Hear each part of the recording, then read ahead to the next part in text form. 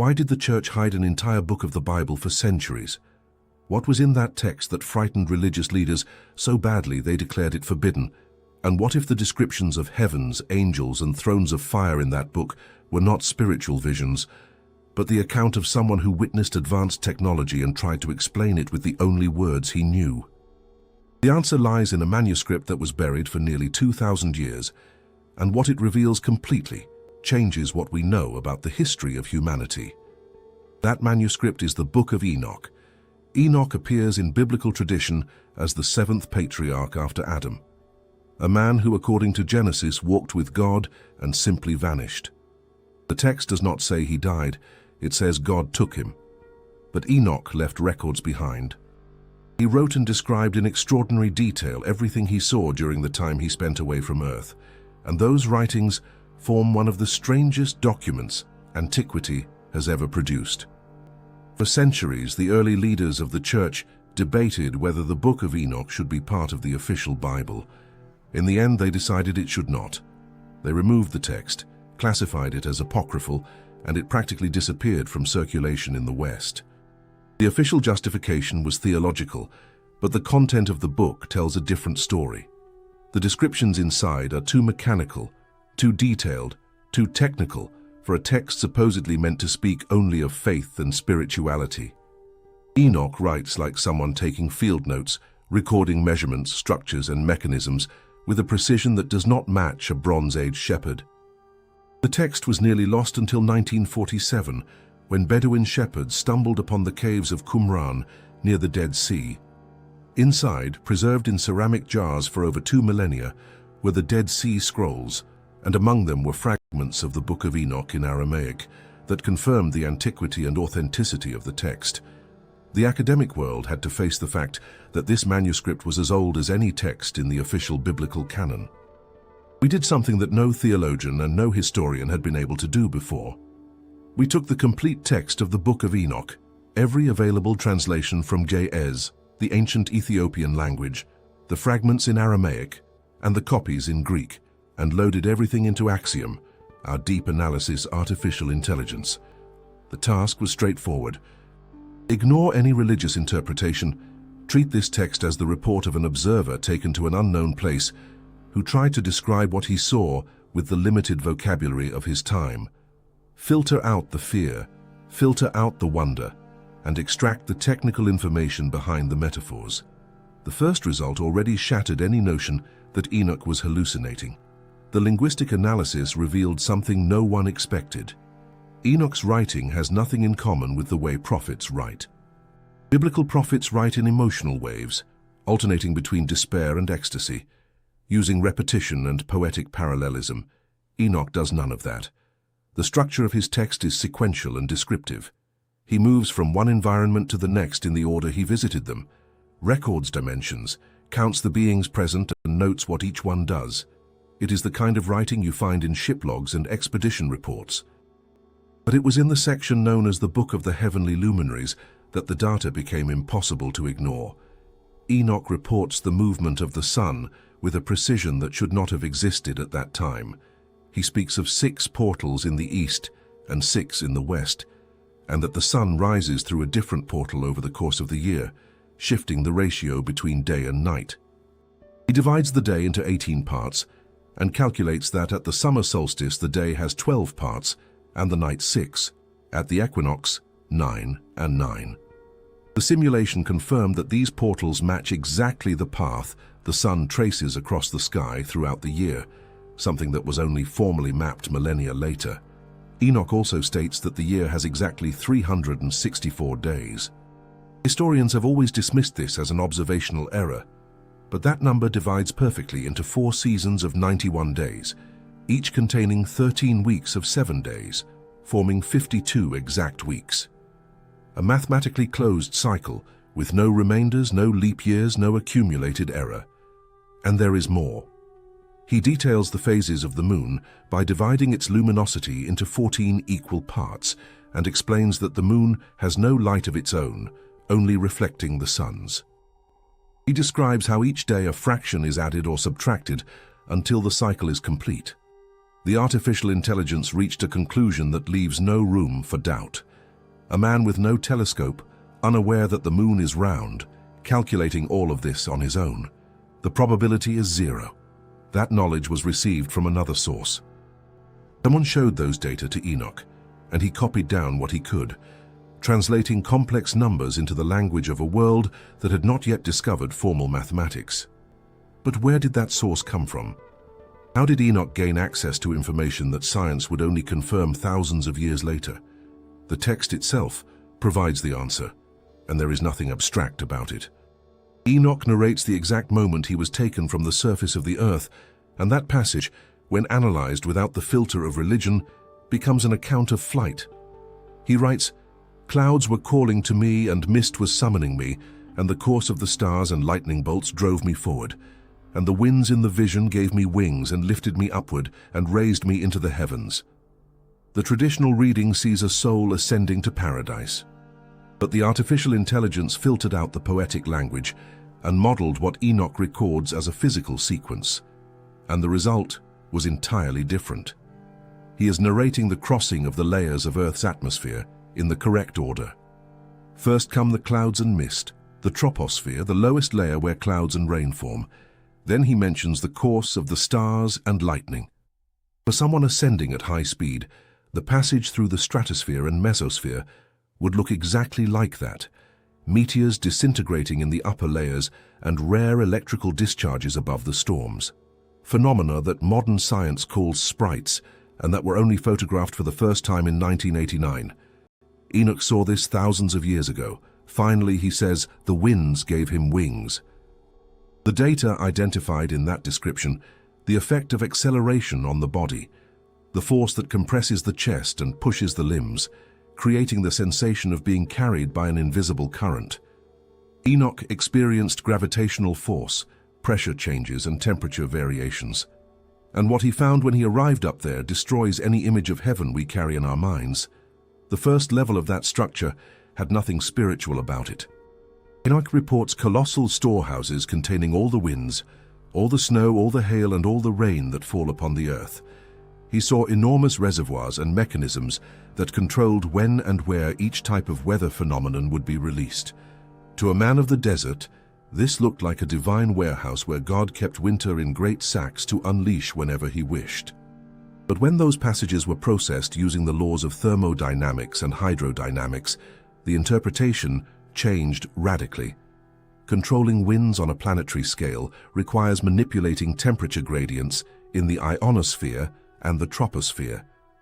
The portals from which different winds emerged, some cold, others warm, some bringing drought, others bringing rain, fit the profile of installations capable of heating specific points in the atmosphere, artificially creating zones of high and low pressure that determine air currents and cyclone formation. The deposits of snow and hail controlled by angels, so as not to destroy the Earth, fit a system of planetary thermal regulation. Snow and ice reflect solar radiation back into space, and controlling where and when they fall means controlling global temperature, preventing both total freezing and irreversible warming. The first level functions as a climate operations center that keeps Earth's biosphere within habitable parameters. But if the first level was an engineering zone, the second held something far more terrifying. Enoch recounts that his guide took him to a place where there was neither earthly nor heavenly construction, a space consumed by chaos. And inside, he saw something that nearly shattered his sanity. 7 gigantic stars, blazing with flames, bound together like mountains of fire. When he asked why they were there, the angel answered that they were stars that had disobeyed an order and were chained until the day of judgment. Theologians have always interpreted these stars as fallen angels, imprisoned demons. But the analysis took a different path. To imprison something that burns like a mountain of fire, you need an extraordinary containment field. In modern physics, superheated plasmas at millions of degrees are held in place by magnetic fields in devices called tokamaks. The magnetic field lines wrap around the plasma and prevent it from touching any surface. For someone who had never heard of electromagnetism, invisible forces holding fire would be described exactly as invisible chains or shackles. Enoch was standing before magnetic containment reactors, or entities made of pure energy, held under control by technology he had no way of naming. And the terror Enoch felt in that place had a physical cause. He writes that absolute dread consumed him, that his entire body trembled. High-intensity magnetic fields directly affect the human nervous system. Neuroscience research shows that electromagnetic stimulation of the brain's temporal lobes triggers the sensation of an invisible presence, causeless panic, and spatial disorientation. Enoch, standing beside magnetic generators of colossal power, was being bombarded by electromagnetic radiation that was directly interfering with the chemistry of his brain. His fear was born from physics acting upon his neurons. Those 7 chained stars were already hard to process, but Enoch's guides did not stop there. They took him to the 3rd level, and what he found there challenges one of humanity's oldest beliefs. The 3rd heaven contains both paradise and hell at the same time. Not separated by infinite distances, not in opposite dimensions. Together on the same surface, divided only by a barrier. We are accustomed to thinking of heaven and hell as 2 extremes that could not be farther apart. But when the data from the 3rd heaven were loaded into Axiom, the spatial model showed that there is no distance between those 2 places. They occupy the same floor. What changes is the sector. Enoch arrives first at the northern sector, and what he sees there makes the 2nd level seem peaceful. He describes a place of total darkness, where at the same time a fire that never goes out burns, and a cold that paralyzes reigns. He sees enormous beings preparing instruments of torture, creatures whose faces express nothing but mechanical obedience. For Enoch, that was without question hell. But Axiom went straight for the physical problem. How can fire and ice coexist in the same space without cancelling each other out? In fusion reactors and superconductivity systems, intense heat and absolute cold coexist side by side, separated by vacuum chambers and electromagnetic fields. The fire Enoch saw fits the profile of plasma furnaces designed to disintegrate matter. The paralyzing cold matches cryogenic systems that use liquid helium or nitrogen to keep equipment stable at temperatures near absolute zero. And the beings preparing instruments?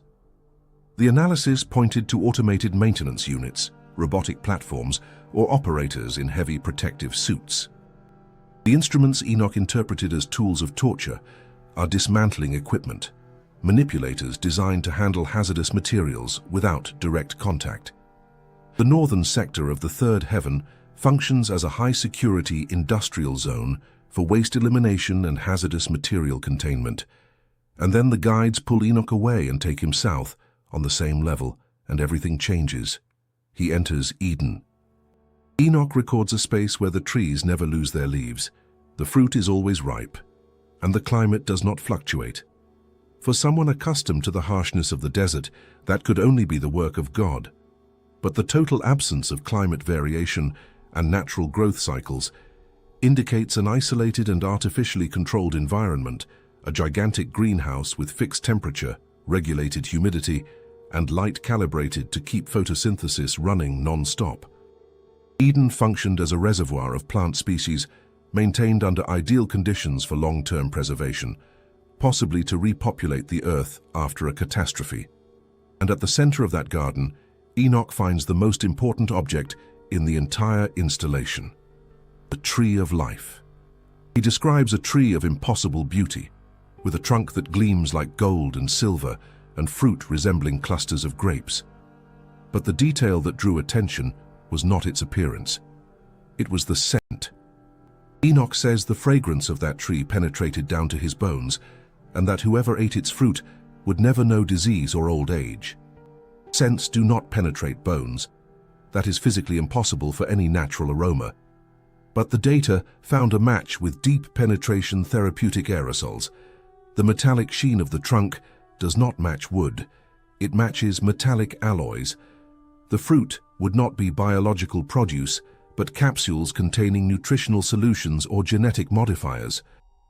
And the fragrance that reaches the bones describes a biochemical agent dispersed in the air, capable of entering the bloodstream through the lungs and reaching the bone marrow, where the body produces the stem cells responsible for tissue regeneration. The tree of life functions as a cellular therapy station, that distributes substances capable of repairing DNA damage and halting telomere shortening, the biological mechanism of aging. The immortality promised by the tree would not be magic. It would be medicine at a level we have not yet achieved. And there was a detail Enoch recorded without understanding its weight. No one could approach the tree of life without express authorization. The cherubim with flaming swords that guard Eden in parallel texts fit the description of automated defense devices, energy barriers that eliminate any unauthorized biological presence. The tree was the most valuable element in the entire installation, and contaminating it could compromise the entire genetic archive. Near the tree, Enoch sees an empty throne.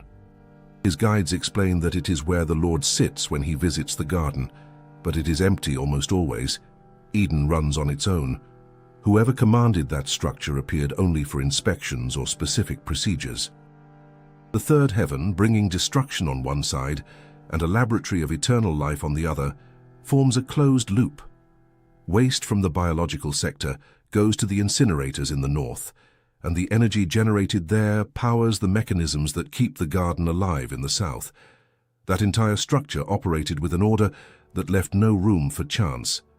Every floor fulfilled its function. Every mechanism worked within defined limits. But any system depends on who operates it, and that is exactly where everything fell apart. Enoch devotes an enormous portion of his writings to an event he treats as the greatest tragedy in history.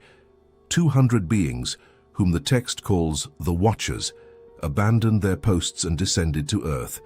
They were part of the group responsible for monitoring humanity's development from elevated positions. Their role was to observe, never to interfere. But they broke that rule. Enoch records the exact point of descent. Mount Hermon, on the border between what is now Syria and Lebanon. Axiom analyzed the topography and identified that Hermon is the highest elevation in the area, with a wide line of sight over the entire surrounding territory, a perfect location for anyone needing communication range and regional control. The descent was not chaotic. It was a planned operation. The text says the Watchers took wives among human women and fathered children with them. Theology has always read this as angelic lust, but from a biological standpoint, the question is different. How did non-human beings produce viable offspring with women of Earth? For that to be possible, the Watchers needed to have bodies compatible with human anatomy or possess genetic technology to create hybrids using the women as surrogate carriers. Either option points to deliberate genetic engineering. The children of that union are the Nephilim. Enoch describes them as giants with such monstrous appetites that first they devoured everything humans produced, and then they began to devour the humans themselves. The gigantism of the Nephilim is the result of uncontrolled expression of growth genes. Beings of that size needed an absurd amount of food just to stay upright, and when the food ran out, they turned against the only remaining source of protein. The Nephilim triggered an ecological crisis, that of an artificial predator with no place in Earth's food chain. But the genetic catastrophe was only half the problem. Enoch lists by name the leaders of the Watchers and what each one taught humanity. Azazel taught metallurgy, the forging of swords, knives, shields, and breastplates, along with metal extraction. The text emphasizes the art of metalworking, which reveals knowledge of alloys, smelting temperatures, and tempering techniques that humanity would have taken millennia to develop on its own. Azazel also taught the use of antimony and precious stones, which Axiom interprets as knowledge of mineral chemistry and the optical properties of crystals. Semjaza and his group taught pharmacology, the use of roots and plants to heal or poison. Others transmitted astronomy, the reading of stellar cycles, the ability to predict eclipses and calculate seasons. For an agricultural society, knowing when to plant and harvest months in advance meant absolute power. Whoever controls the calendar controls the food, and whoever controls the food controls everything. What the data revealed about that transfer changes everything. The Watchers were not being generous. They were building a power base on the surface. They created genetically superior soldiers, armed humans with advanced metal weapons, and gave select groups strategic knowledge of chemistry, navigation, and climate prediction. They were assembling an army to challenge the authority that governed the installation above them. The response came from above, and it came without negotiation. Enoch reports that the cry of the earth, ravaged by the Nephilim and drenched in blood from wars waged with metal weapons, reached the 4 senior administrators, Michael, Raphael, Gabriel, and Uriel. Those 4 assessed the situation and delivered the report to Central Command. The orders that came back down were surgical. Raphael was given the mission to capture Azazel, bind him, and cast him into a pit in the desert of Dudael, covered with stones, in total darkness, until he would be transferred to the fire. It is an exact description of underground confinement in complete isolation, in the same vein as the containment reactors Enoch saw on the 2nd level. Gabriel was ordered to eliminate the Nephilim by turning them against one another in civil war. The data point to the introduction of a biological or chemical agent that amplified aggression within the hybrid population, leading to self-destruction without the need for direct confrontation. Michael imprisoned Semjaza and the remaining Watchers under the earth for 70 generations, and Uriel received the most radical mission of all, to warn Noah, son of Lamech, that total destruction was coming. The entire earth would be washed clean. Those very deposits of water, snow, and wind that Enoch saw on the 1st level, the climate reservoirs controlled by portals, were activated at maximum capacity. The flood was a biological cleansing operation, a complete sterilization of the planet's surface to eliminate the effects of the genetic contamination caused by the Watchers. The only preserved sample was Noah's family, chosen because their original genetic code remained intact, uncorrupted by hybridization. After the flood, with the surface devastated and the contamination eliminated, someone needed to recalibrate the planet. The natural cycles were broken, and the biosphere needed to be restarted. It is at this point that the 4th floor of the structure takes on a new meaning. Enoch had already described the 6 portals of the east and the 6 of the west through which the sun rises and sets. He had already recorded that perfect calendar of 364 days. But when Axiom cross-referenced those astronomical data with the chronology of the flood, an explanation emerged that connects everything. The portals did not merely serve to measure time. They controlled the amount of solar radiation reaching the surface. After a catastrophe of that magnitude, the engineers of the installation needed to rebuild the climate cycles from scratch, directing solar energy to specific regions, recreating seasons, re-establishing ocean currents, and forcing the controlled melting of ice. Enoch says the luminaries move on chariots driven by the wind. In the vacuum of space there is no wind in the sense we know, but there is solar wind, streams of charged particles, and electromagnetic fields capable of moving objects in orbit. Those chariots correspond to structures that traveled along circular tracks by electromagnetic impulse. The 4th floor was the mechanism that kept the hands of Earth's clock turning at the right speed. The guides took Enoch still higher, and from that point on he stopped seeing machines and began seeing the beings who operated them. The 5th floor is described in a way that does not match any image of heaven. Enoch finds legions of Watchers there, the same kind as those who rebelled. Only these had not rebelled, they had stayed at their posts. And yet, what Enoch sees is bleak. Absolute silence. Faces without brightness, dimmed, no movement, no speech.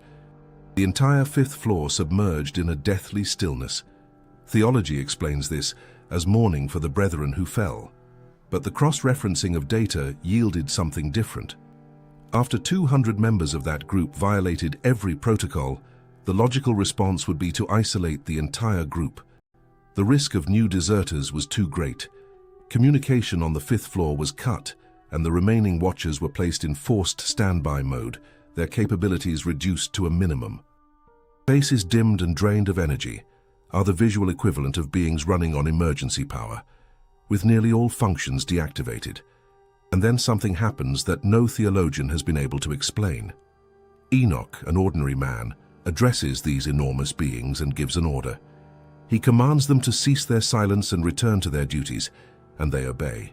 They pick up their trumpets and produce a sound that shakes the entire structure. How could a shepherd give orders to entities larger than any human being?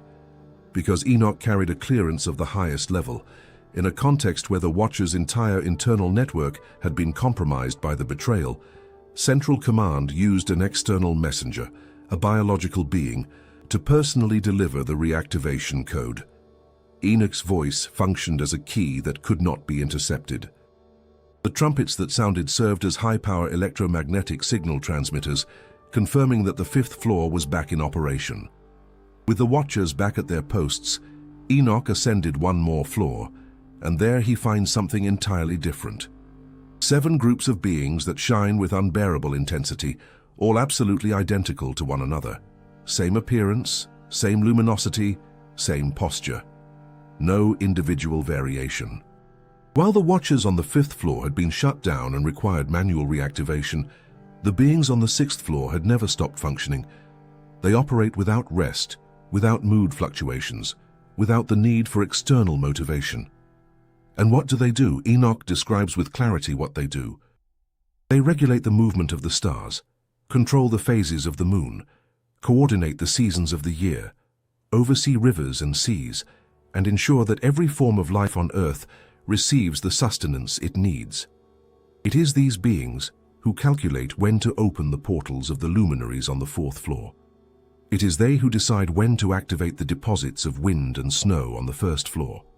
Every piece of data that rises from Earth's surface passes through them before any decision is made. Enoch also mentions that these beings control human lives and destinies, something religion interprets as angels recording sins. Axiom-identified demographic monitoring. These beings track population growth, trace genetic mutations, and assess the level of humanity's technological development. They were the ones who detected the contamination caused by the rebel Watchers and sent the report upward, which ultimately triggered the flood operation. The 7 identical groups on the 6th floor are the analytical intelligence of the structure, and everything they calculate ascends through communication channels to the final floor, the 7th, where the ultimate decisions are made. Everything the 7 groups calculate flows to the last floor, the highest of all, and when Enoch arrives there, for the first time in the entire text, he loses the ability to describe what he sees. Up to that point, no matter how strange each floor was, he could still draw comparisons with familiar things. Storehouses, portals, gardens, beings with defined shapes. On the 7th floor, those comparisons vanish. He piles contradiction upon contradiction and describes things that make no sense in any geometry the human brain can process. Enoch writes that the angels took him to a wall built of crystals and surrounded by flames. He passed through the fire and entered an enormous building made entirely of crystal, with a floor of crystal, walls of crystal, and a ceiling that resembled the path of the stars. Everything around him burned with fire, yet the fire did not burn. He walked upon flames and was not harmed. When Axiom examined that description, it ruled out the idea of a mineral construction. Crystals that coexist with fire without melting do not match any geological material. The analysis points to high-density force fields or programmable matter. In current physics, experiments already exist with photons that bond to form molecules of light, a state where light behaves like a solid. In laboratories, this has already been demonstrated at a microscopic scale. At the scale Enoch describes, entire walls of that material would be surfaces of solidified light, transparent yet impenetrable, capable of changing shape instantaneously. And the fire that does not burn.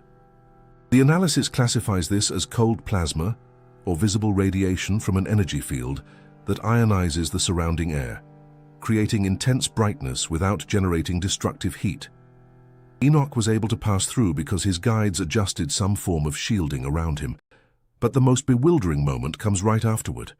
Enoch enters that first crystal building and, inside it, finds a second building, and that second one is larger than the first. He writes this plainly. The inner building was greater in every respect than the one that contained it. From the standpoint of ordinary geometry, that is impossible. A box cannot contain within it another box that is larger. Theologians have always treated this passage as a metaphor for the infinite greatness of God, something not to be taken literally. But the cross-referencing of data did take it literally and found an answer in theoretical physics. What Enoch describes is the behavior of a space with more than 3 dimensions. In a hypercube, or tesseract, the interior can be exponentially larger than the exterior. Enoch crossed a threshold where space was warped to the point that internal volume did not correspond to external measurements. His brain did the best it could to translate that experience and produced the only sentence possible. The inside was larger than the outside. And at the heart of that impossible space, Enoch finds the throne. He records a high seat made of something resembling ice crystal, with wheels that shine like the sun.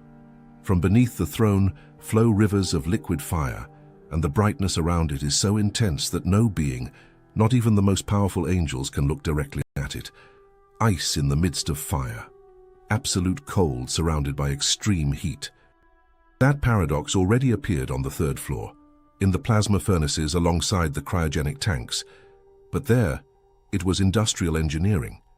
Here, on the 7th floor, the same principle operates on an incomparably greater scale. The throne of ice that does not melt amid rivers of fire fits a state of matter called a Bose-Einstein condensate. It is the 5th state of matter and exists only at temperatures near absolute zero. Under these conditions, atoms lose their individuality and behave as a single giant particle, with properties of superconductivity and superfluidity. It is the perfect medium for processing staggering amounts of information with no energy loss. The rivers of fire flowing from beneath the throne are streams of energy or data that distribute from there to every floor below. They power the portals, the climate storehouses, the defense mechanisms of Eden, the magnetic containment systems on the 2nd floor, and upon the throne, the great glory. Enoch writes that its garments shone brighter than the sun and were whiter than any snow. No angel could enter that space or look upon the face of that entity. The intensity of the radiation it emitted overwhelmed the visual receptors of any being that drew near. Enoch fell face down, trembling, and heard a voice that spoke directly inside his mind without passing through his ears. This corresponds to direct neural transmission, information sent by electromagnetic waves calibrated to stimulate the cerebral cortex without the need for sound. The great glory communicated with Enoch not through voice, but through a kind of direct transfer into the brain, and the overload of that process nearly destroyed his nervous system. After that contact with the great glory, Enoch received instructions and was returned to Earth. He went back to his family, found his son Methuselah, and passed on everything he had seen and learned. He wrote 366 books, according to the text itself. After that, he was taken back and never returned. But there is a problem in this story that has troubled scholars for centuries. Enoch describes a lengthy stay in the heavens. He traversed 7 floors, received detailed explanations, and wrote hundreds of books. That process would take years. Yet when he returns, his sons and grandsons are still alive. They have aged, but they are there. Axiom applied Einstein's general relativity to that scenario. If the structure was located in a region with an intense gravitational field, or moving at velocities approaching the speed of light, time inside would pass more slowly than on Earth. What felt like weeks to Enoch would have been years or decades for his family. He returned displaced from his own flow of time. There is another detail that reinforces this. Enoch does not mention hunger, thirst, or fatigue during his stay. His body stopped deteriorating. The energy fields of the 7th floor may have slowed his body almost to a halt. His neurons absorbed information at accelerated speed, but his cells did not age. When Enoch returned, he was no longer the same being who had departed. His biology had been altered by exposure to that structure, and perhaps that is why he was taken back for good, because leaving on Earth an organism that had absorbed that volume of data and had its cellular structure modified represented a risk. Enoch needed to be retrieved before the knowledge inside him leaked in an uncontrolled manner, as had already happened with the Watchers, and this is where all the pieces fall into place. Axiom processed every fragment of the Book of Enoch and assembled a complete picture. The 1st floor is a climate control station that regulates winds, snow, rain, and Earth's temperature through portals and energy reservoirs. The 2nd floor contains plasma reactors or entities of pure energy, held under magnetic containment in permanent isolation. The third floor houses both a high-security industrial zone for waste elimination and a genetic archive with the tree of life at its center, distributing regenerative aerosols capable of halting cellular aging. The fourth floor is an orbital synchronization mechanism that controls the position of the sun and moon through portals that regulate solar radiation and define the planet's calendar. The fifth floor is the Watchers Zone, field operators who monitor the Earth and were placed in quarantine after 200 of them deserted. The sixth floor houses 7 identical groups of beings that process all the data from Earth's biosphere and make decisions about climate, demographics, and ecological balance. And the seventh floor is the command center, a multi-dimensional space where a throne made of matter in the fifth state operates as the processing core of the entire structure, and where the Great Glory communicates directly with the mind of anyone admitted there. This structure, complete, integrated, with every floor feeding and being fed by the others, is a planetary control and incubation station.